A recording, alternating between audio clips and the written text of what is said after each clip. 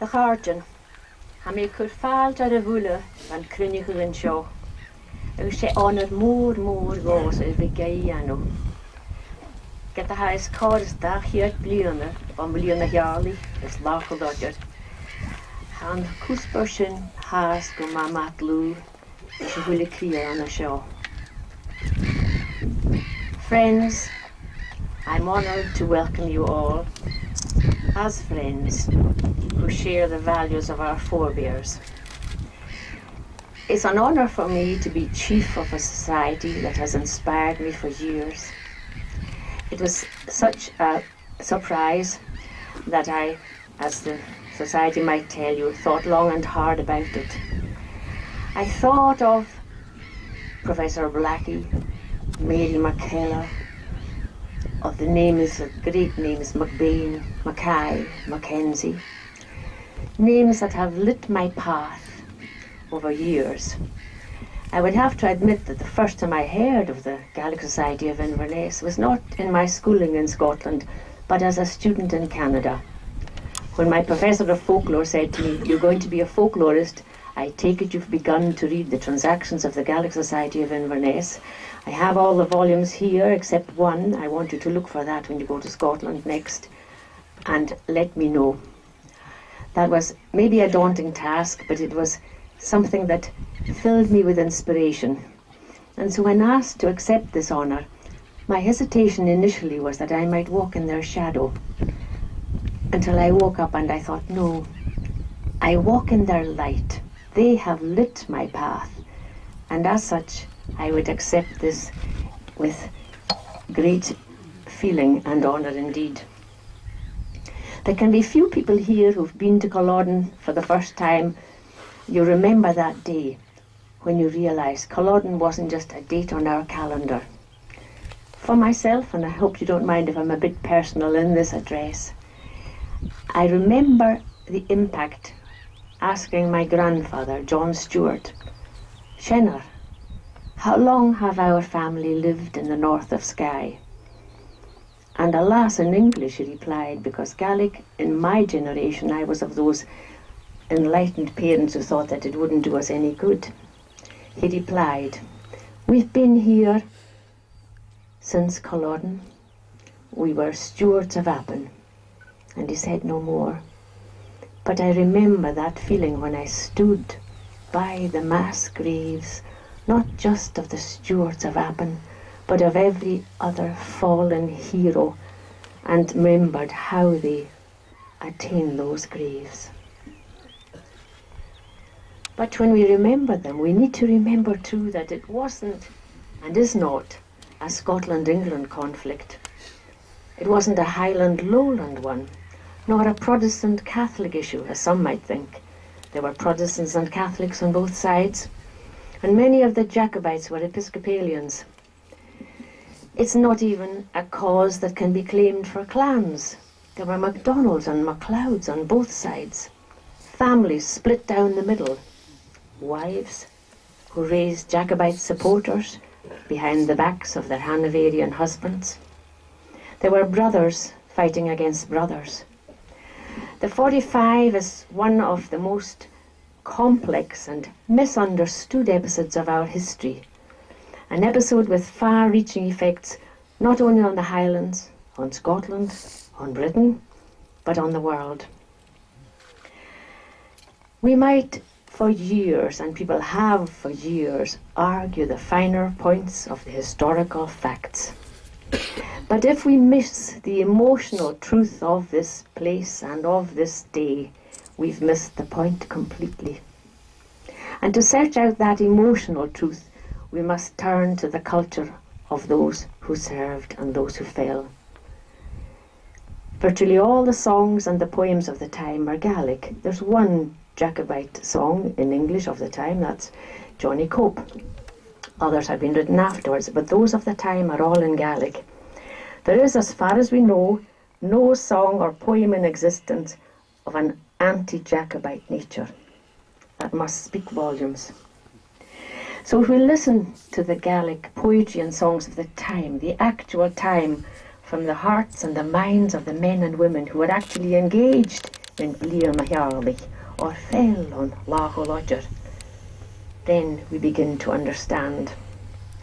And unlike many wars that are fought today over land or resources, gold in days gone by, oil today, this was a cause that was rooted in a recognition that the rich culture of the Gael was under threat. It might be lost forever if the people themselves did not take a stand.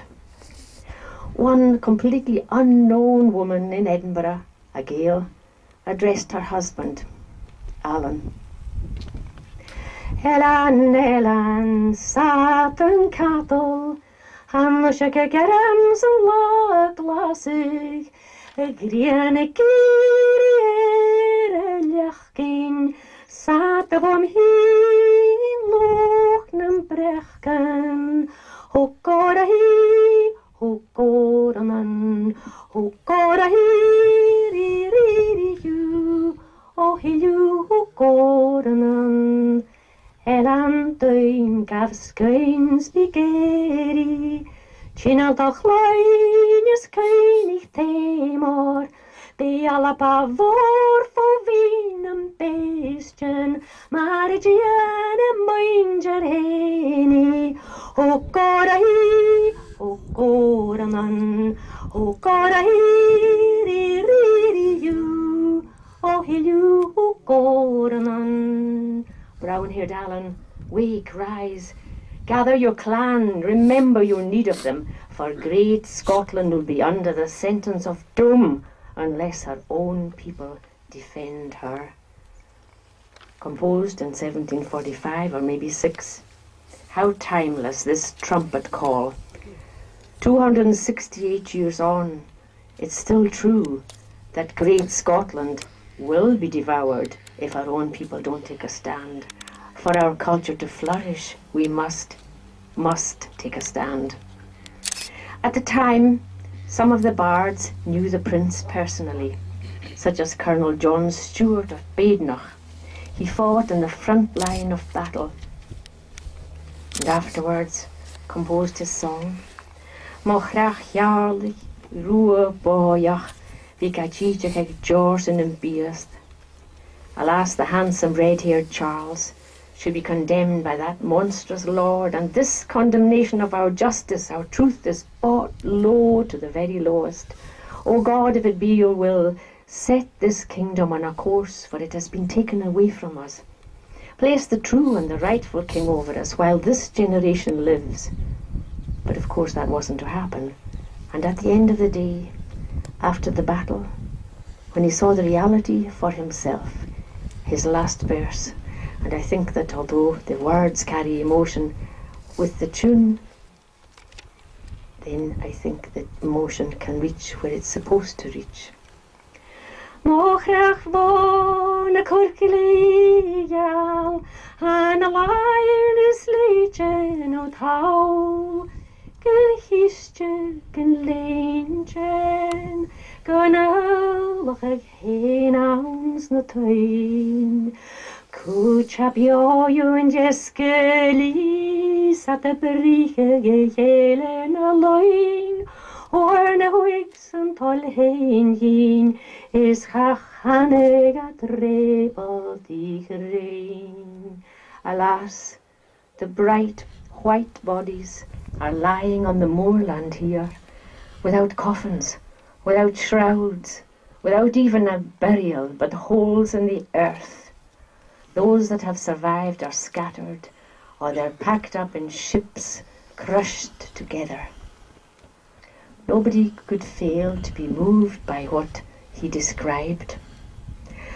And yet there were nameless widows, orphans, mothers, bereaved men and women who lived through it. We need to teach our children this is what happened, not in ways of numbers, but in the sense that this was one view of humanity. I will forever remember a newscast that came out, and all of us lived through this, when the massacre in Bosnia at Srebrenica occurred, and the news flash and the gunfire, and the horror of that. Every man, brother, husband, son, butchered, women raped. And my own son, who was 22 at the time, turned to me and he said, as he gasped, he said, "Varavat mahar smogavraher, vilat machinur." Sing it, Mom, sing it. And translated it means, "You have killed my brothers. You've murdered my husband. You've even stripped and raped our women. But yet, had the cause won, the pain might be less." And in her words, it's this. Varavat mahar smogavraher, vilat machinur, Grachat mo harten, skrisat mo goeir, ruskat mo vaar, bolgat mo volat nan kinigli charlach, julerin rova ho, juntum mor viga mai, julerin